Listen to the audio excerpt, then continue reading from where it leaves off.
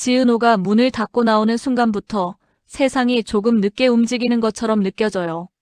아까까지 분명히 소리가 있었는데 지금은 바퀴 소리도 사람 목소리도 멀리서 울리는 것 같아요. 머릿속엔 딱 몇 개만 남아요.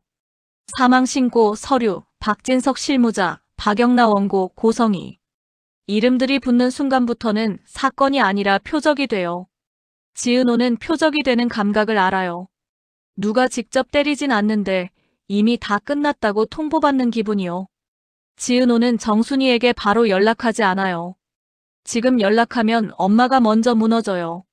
무너지는 엄마를 지은호가 감당할 수 없다는 걸 지은호가 제일 잘 알아요. 그래서 지은호는 마음을 접는 대신 발을 움직여요. 자존심이나 감정은 지금 사치예요. 지은호가 지키는 건 사랑이 아니라 생존이에요. 정순이 식당이 무너지면 그건 가게 하나의 문제가 아니라 정순이 인생 전체가 실패로 낙인 찍히는 일이 되고 그 낙인이 딸에게도 옮겨붙는다는 걸 지은호는 너무 많이 봤어요. 지은호가 먼저 향한 곳은 박영나 쪽이에요. 지금 이 판에서 가장 위험한 건 정확한 증거가 아니라 새로 생긴 칼이에요. 박영나의 웹툰 원고가 바로 그 칼이에요. 칼은 누군가를 찌를 수 있지만 그 칼을 들고 있는 손이 가장 먼저 베이거든요. 박영나는 집안에 다시 끌려 들어온 뒤로 조용해져 있었어요. 겉으로는 얌전한 척하는데 그 얌전함이 이상하게 단단해요. 단단하다는 건 이미 결심이 끝났다는 뜻이에요. 박영나는 뺨이 붉어도 울지 않아요. 울면 끝이라는 걸 알아요. 박진석은 그런 박영나를 보면서도 차를 마셔요. 박진석은 감정을 안 써요. 감정은 흔들리지만 서류는 흔들리지 않으니까요. 그래서 박진석의 조용함이 더 잔인해요. 그 조용함 안에는 언제든 사람을 지울 수 있다는 확신이 붙어 있어요. 지은호는 박영나 방에 들어가자마자 노트북부터 확인해요. 애써 말을 안 섞어요. 말을 섞는 순간 감정이 먼저 올라오고 감정이 올라오면 손이 늦어지니까요. 파일 목록을 보는 순간 지은호가 숨을 삼켜요. 제목이 너무 노골적이에요. 새엄마 같은 단어가 박혀 있어요. 이 단어는 그냥 설정이 아니라 고성희를 정면으로 찌를 수 있는 낱말이에요. 고성희는 자기 이름이 이야기가 되는 걸 제일 싫어해요. 돈이나 비밀이 아니라 사람들이 입으로 전하는 이야기가 생기는 순간 통제는 깨지거든요. 지은호는 그 파일이 유출되는 순간의 그림을 떠올려요. 박영나가 공격을 받는 방식은 폭력이 아니라 합법처럼 보이는 파괴일 거예요. 계약 해지, 위약금, 고소, 계정 정지, 유통 차단, 표절 프레임, 가족명예.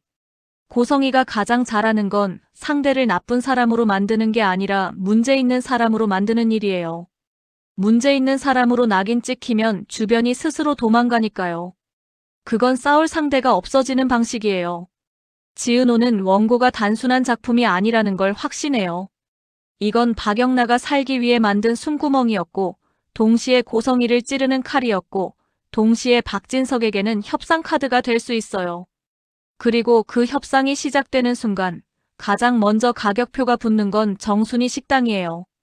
고성희가 정순이로 지은호를 조종하듯 박진석도 정순이로 지은호를 눌러요. 가족을 미끼로 삼는 사람들은 항상 같은 방식으로 움직여요. 그때 지은호 폰으로 발신자 표시 제한 전화가 연달아 들어와요. 지은호는 받지 않아요. 받는 순간 숨길 틈이 사라져요. 숨길 틈이 사라지면 고성희가 원하는 자발적 붕괴가 시작돼요. 그런데 이 판은 받든 안 받든 이미 시작돼 있어요. 안 받는 선택이 피하는 선택이 아니라 시간을 늦추는 선택인 것뿐이에요. 지은호는 그걸 알아요. 그래서 더 무서워요. 시간이 늦춰진다고 해서 칼이 사라지는 게 아니니까요. 지은호가 차라리 받아야 하나 고민하는 순간 이지혁에게서도 연락이 와요. 화면 위에 2개의 전화가 겹쳐요. 지은호는 손이 멈춰요. 누구를 받느냐는 선택이 아니라 어떤 파멸을 먼저 보느냐의 차이가 돼요. 지은호가 이지혁을 받으면 흔들려요. 흔들리는 순간 지은호는 정순이를 먼저 놓치게 돼요. 지은호가 발신자 제안을 받으면 진실이 들어오고 진실이 들어오는 순간 지은호는 더 깊게 판 안으로 끌려 들어가요. 지은호는 결국 둘 다 안 받아요. 그리고 바로 행동을 바꿔요. 지은호는 박영나의 파일을 복사해요. 삭제가 아니라 복사예요. 원고를 없애는 건 고성이가 원하는 방향이에요. 원고를 숨기는 건 박진석이 원하는 방향이에요. 지은호는 둘 다 선택하지 않아요. 지은호는 분산을 선택해요. 한 곳에서 뺏기면 끝나는 구조를 깨요. 이건 지은호가 서류 싸움을 해본 사람이라서 아는 방식이에요. 상대가 강하면 한 점을 지키지 말고 여러 점으로 흩어야 해요. 바로 그때 아래층에서 고성희의 기척이 올라와요. 소리가 크지 않아요. 오히려 조용해요. 고성희가 조용하게 움직일 때는 이미 실무자들이 밖을 다 잠가놨을 때예요. 도망칠 구멍이 없을 때 고성희는 목소리를 높이지 않아요. 높이지 않아도 다 들어주니까요. 박영나가 먼저 굳어요. 박영나는 지은호를 힐끗 보는데 그 시선이 부탁처럼 보여요. 말로 하지 않아도 알겠어요. 지은호가 여기서 박영나를 붙잡으면 박영나는 더 빨리 망가져요. 박영나가 혼자 내려가면 박영나가 대신 맞을 수 있어요. 대신 맞는다는 건 대신 희생한다는 뜻이에요. 박영나는 지금 그 희생을 각오로 바꾸려는 얼굴이에요. 지은호가 그 얼굴을 보는 순간 속이 찢어져요. 지은호는 박영나를 좋아하는 게 아니라 박영나 같은 애가 이렇게 망가지는 게 싫어요. 박영나가 고성희의 딸이라서가 아니라 부모 때문에 인생이 결정되는 구조가 싫어요. 지은호는 그 구조에 이미 오래 갇혀 있었거든요. 그런데 그때 들어오는 문자가 있어요. 박진석 측 실무자예요. 문장 길지 않아요. 짧고 단정해요. 단정한 문장은 칼 같아요. 조건을 걸고 시간을 박아두고 선택을 강요하는 문장. 지은호는 그 문장을 보는 순간 확신해요. 오늘 밤 안에 정순이 식당 쪽으로 사람 문제가 또 한 번 터질 거예요. 이번에는 식중독 같은 소문이 아니라 정말로 누군가 다치거나 다친 척을 하거나 다친 사람을 만들어서라도 끝내겠다는 흐름이에요. 상대는 이미 합법의 틀 안에서 폭력을 준비했어요. 지은호가 그 문장을 본 순간부터 마음이 아니라 몸이 먼저 움직여요. 지은호는 박영나 파일을 들고 집을 나가려는 계획을 접어요. 지금은 박영나를 데리고 나가는 순간 박영나가 유출자가 돼요. 유출자는 고성희가 가장 좋아하는 표적이에요. 그래서 지은호는 선택을 바꿔요. 박영나를 빼는 게 아니라 박영나를 건드릴 수 없는 상태로 만들 계획을 떠올려요. 건드릴 수 없는 상태라는 건 누가 봐도 손을 대면 더 큰 문제가 되는 상태예요. 고성희는 이미지 싸움을 하니까 이미지가 위험해지면 손을 뗄 수밖에 없어요. 지은호는 그 순간 박성재가 왜 가출했는지까지 한 번에 연결해요. 박성재가 도망친 건 사랑이 아니라 진실을 들키는 순간 누구 하나가 더 크게 다칠 걸 알기 때문이에요.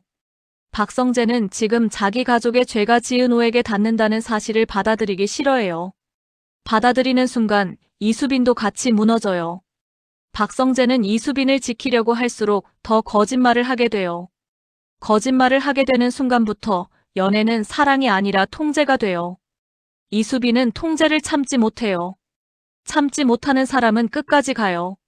끝까지 가는 사람은 결국 폭발해요.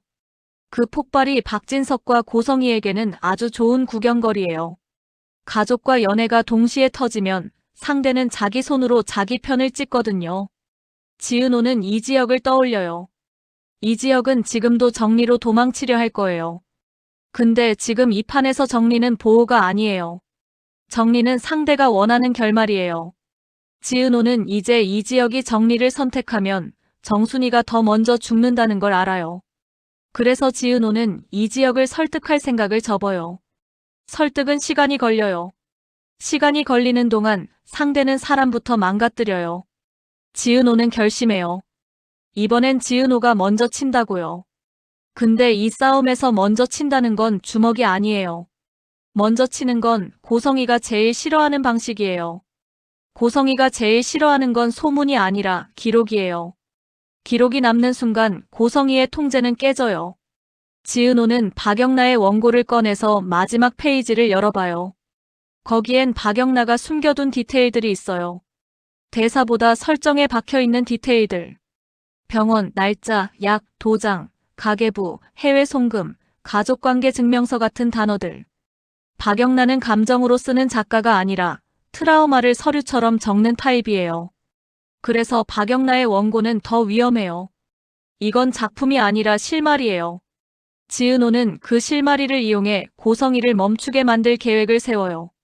멈추게 만들려면 고성이가 움직이는 합법의 줄을 끊어야 해요. 고성이는 자기가 직접 손을 대지 않아요. 실무자들이 움직여요. 그러니까 지은호는 고성이가 아니라 실무자부터 흔들어야 해요. 실무자는 충성하지 않아요. 실무자는 위험을 계산해요. 위험이 커지면 돈보다 자기 목숨을 먼저 챙겨요. 지은호가 그 계산까지 끝냈을 때 아래층에서 기척이 더 가까워져요. 문을 두드리는 소리는 없어요. 대신 조용히 문고리가 돌아가요. 문고리가 돌아간다는 건 이 집에서 잠금은 의미가 없다는 뜻이에요.